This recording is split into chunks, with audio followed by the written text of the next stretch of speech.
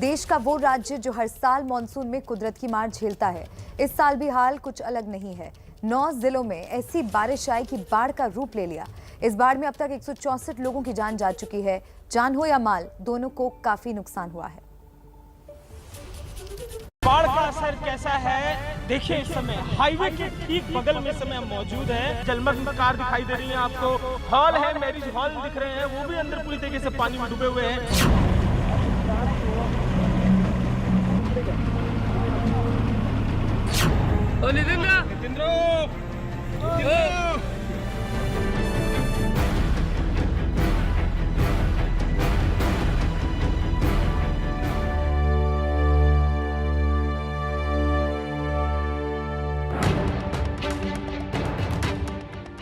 साल बदलता है, तारीख बदलती है, लेकिन महाराष्ट्र की तकदीर और तस्वीर नहीं बदलती।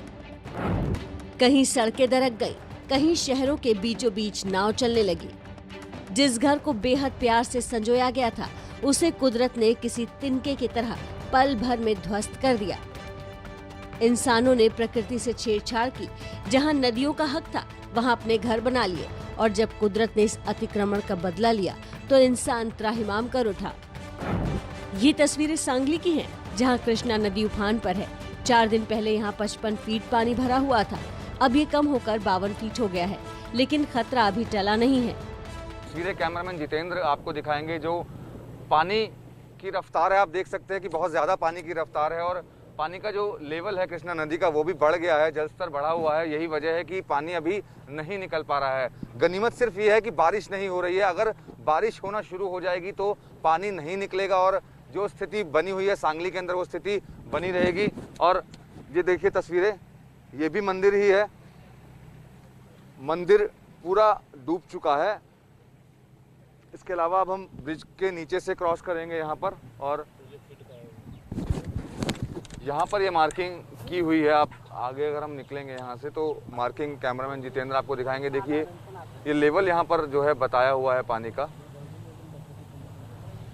ये भी कितना फीट में है पानी? अभी 52.5 फीट है।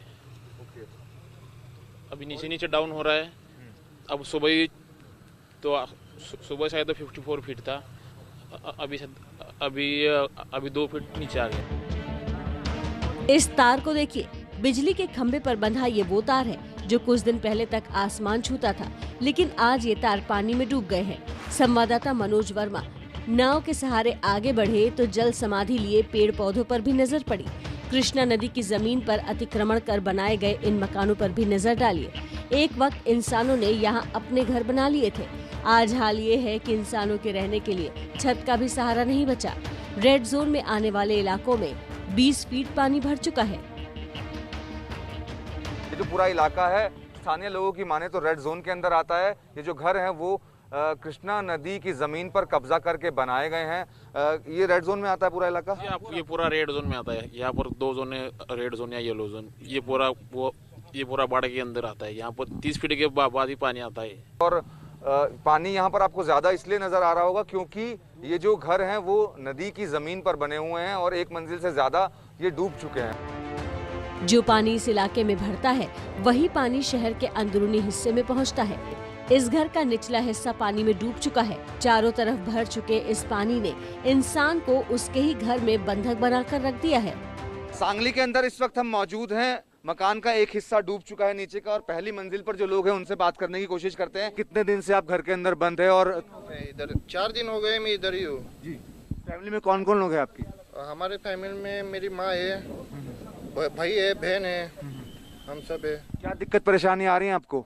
दिक्कत है, खाने को कुछ नहीं है इधर। पानी बहुत है इधर, लाइट नहीं है। सांगली की मेन मार्केट के शिवाजी चौक का हाल भी अलग नहीं है। एक तरफ शिवाजी महाराज की प्रतिमा पानी के बीच नजर आ रही है।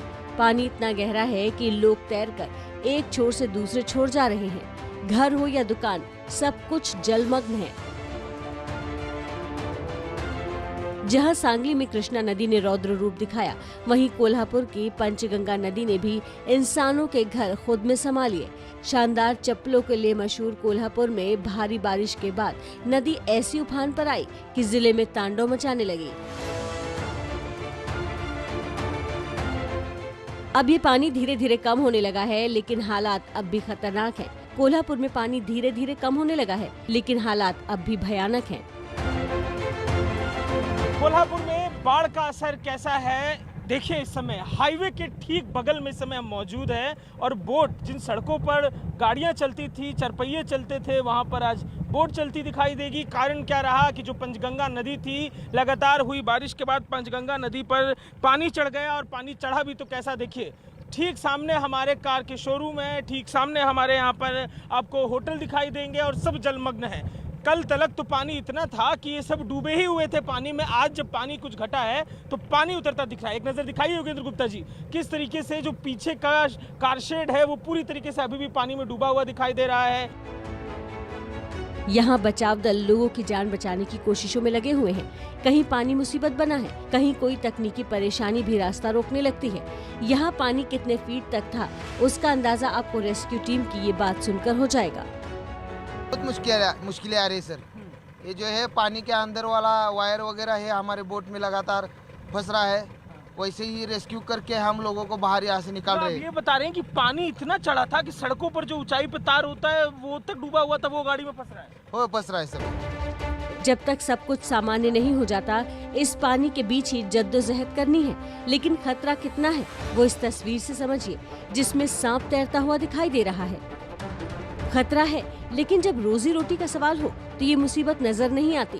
जिन्होंने मेहनत के साथ इस संपत्ति को जोड़ने में सालों लगा दिए, अब उसी बची खुची संपत्ति को जोड़ने की कोशिशों में जुटे हैं। तस्वीर देखिए, ये ट्राली बनाने की एक छोटी सी फैक्ट्री है। लोहे का काम होता था, अंदर लोहा मशीनें थी, पर अब तो सिर्फ पानी ही पानी है। सड़क के इस हिस्से में जो रेस्टोरेंट था, लोग खाना खाने के लिए आते थे। कितना पानी जमा हुआ है, जरा इस रेस्टोरेंट की हालात को देखकर समझने वाला है। इसकी दीवार का एक ऊपरी हिस्सा है और पूरा का पूरा ऊपरी जो हिस्सा है पानी में डूबा हुआ था। कीचड़ की जो गाद है अभी भी उस हिस्से में लगी हुई दिखाई दे रही है। नमी से अंदाजा लगाइए, लगभग 12 फुट की हाइट तक इस गलियारे में पानी चढ़ा था। एनडीआरएफ की टीमें बोट लेकर रेस्क्यू मिशन में लगी हैं। इसी बीच उनको कोरोना संक्रमण के मरीज की तबीयत को लेकर कॉल मिला, जिसका ऑक्सीजन लेवल 60 तक पहुंच गया था। कॉल मिलते ही कोविड प्रोटोकॉल का पालन करते हुए मरीज का रेस्क्यू किया गया। बचाने वालों ने पीपीई किट भी पहन रखी थी। हर किसी ने फेस शील्ड पहन रखी थी। मरीज को फौरन अस्पताल में भर्ती कराया गया। इन इलाकों में गन्ने के खेत रेस्क्यू मिशन में मुश्किल पैदा कर रहे हैं, लेकिन एनडीआरएफ के जवान हर मुश्किल से लड़ते हुए देशवासियों की जान बचाने के मिशन को अंजाम दे रहे हैं। ये तस्वीरें वाकई लोगों को परेशान कर रही हैं, लेकिन ये तस्वीरें कुदरत की चेतावनी भी हैं कि इंसानों ने पर्यावरण से खिलवाड़ बंद नहीं किया तो ये हाल और बदतर हो जाएंगे।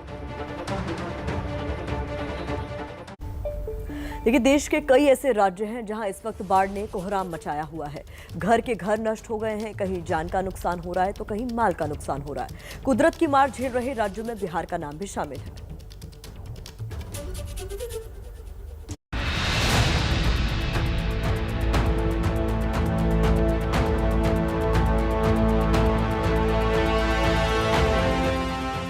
ये बिहार के दरभंगा जिले का हाल है, जहां दर्जनों गांव बागमती नदी के उफान के चलते बर्बाद हो गए।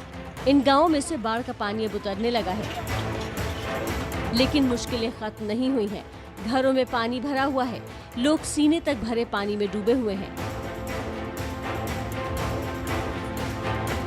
खेत हो या घर, दोनों में किसी तरह का अंतर नहीं रह गया है, क्योंकि हर जगह पानी ने अतिक्रमण कर लिया है।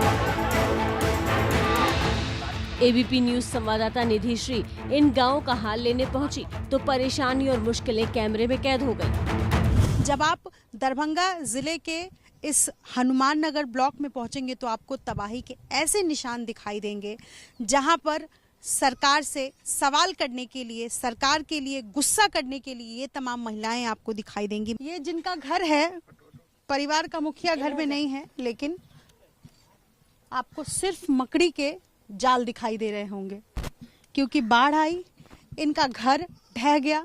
झोपड़ी जो इन्होंने किसी तरह बनाई थी फूस से, वो भी बह गया है। एक खाट था, खाट जैसा मैं देख सकती हूँ, ये खाट टूट चुका है।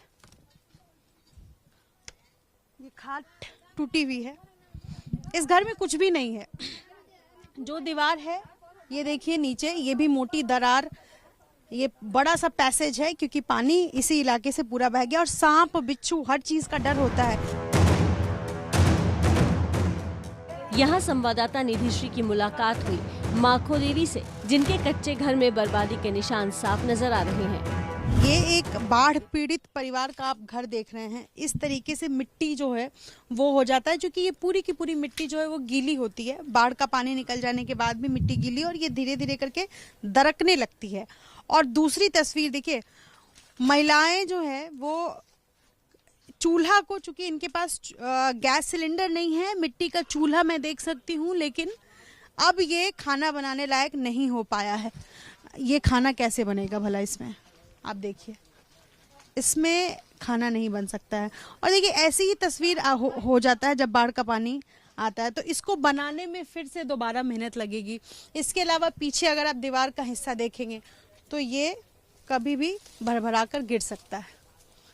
ये निकल चुका है क्योंकि यहाँ पर पूरा मिट्टी होता है। इनके पास घर बनाने के पर्याप्त साधन नहीं होते हैं, लिहाजा ये लोग इसी तरीके से घर बनाते हैं। और ये जो हिस्सा है पूरा मिट्टी यहाँ दरक चुका है। माखो देवी का कहना है कि बाढ़ के बाद इतनी परेशानी हुई कि बहू को मायके भेजना पड़ा। रहे के व्यवस्था नहीं, दूसरा गाँव में पन्नी और वार्ड पन्नी तक नहीं गुदै केन तो पक्का पर चाहता, दूसरा पक्का पर तो बड़ा निमन लगे है देखे में। ऊपर धूप लिया बरसा, वही पक्का पर समय काट कर हम सब गुजारा काट कर रहे छी। ये इनका एकमात्र कमरा है और चूंकि ये फिलहाल रोड, आप चुप हो जाइए। ये इनका एक घर है, चूंकि इनके घर से पानी निकल गया है, लेकिन पानी जाने से परिवार की तकलीफें कम नहीं होती हैं, दुख कम नहीं होता है। आंखों से बरस रहे ये आंसू इंसान की लाचारी का नमूना पेश कर रहे हैं। कुछ ऐसा ही हाल रीना देवी के घर का भी है। परिवारों के पास चूंकि इतने पैसे नहीं होते हैं कि ये पक्का का मकान बना सके, मिट्टी का घर हर साल बनाते हैं और इसी तरह बाढ़ आती है और निशान छोड़ जाती है। क्या कितना आटा है? यही देखो, आटे में कैसे चलेगा? अब कैसे चलेगा? जैसे छोटा छोटा बच्चा है, 3 बच्चे है, 3 प्राणी है, बनाता है रोटी चावल, रोटी बनाई है, वही रोटी रात में खाएगी, वही रोटी फिर कल होएगी तो फिर कल बनेगी। देखो यार, आलू के सब्जी है, यही बना के खाता है। क्या खा, घर में जे रहेगा वही ना खाएगा, घर में तो जे रहेगा। और में धनिया है, ये खाली क्योंकि बाढ़ आई और ये परिवार सब कुछ खरीद नहीं सकता है। आप तकलीफ जो है इनकी कुछ ऐसी है।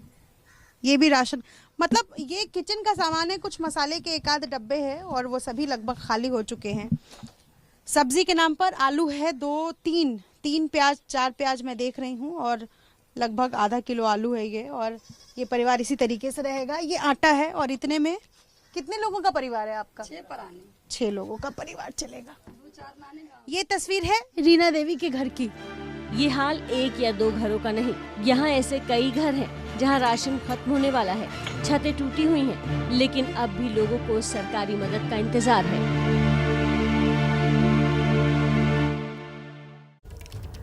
और हमारे साथ जुड़ रही हैं संवाददाता निधि श्री। आइए उनका रुख करते हैं। निधि, आपकी जो रिपोर्ट अभी हमने देखी और दर्शकों को दिखाई, वो वाकई बहुत विचलित करने वाली है। रीना देवी जिन हालातों में जी रही हैं, क्या वाकई कुदरत को इसके लिए जिम्मेदार माना जाए? कौन है इनकी बदहाली के लिए जिम्मेदार?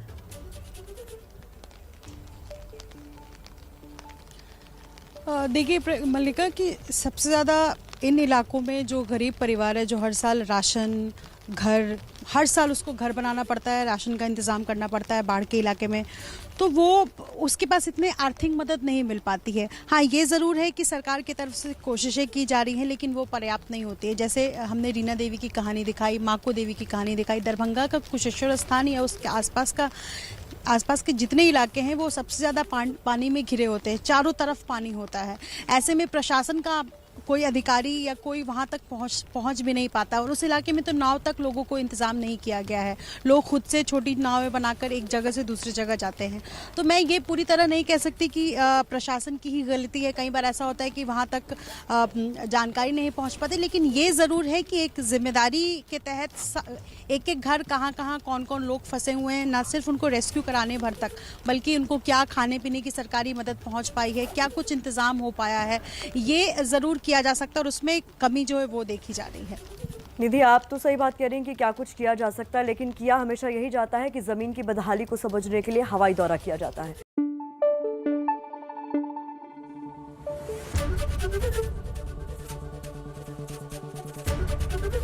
ABP न्यूज़ आपको रखे आगे।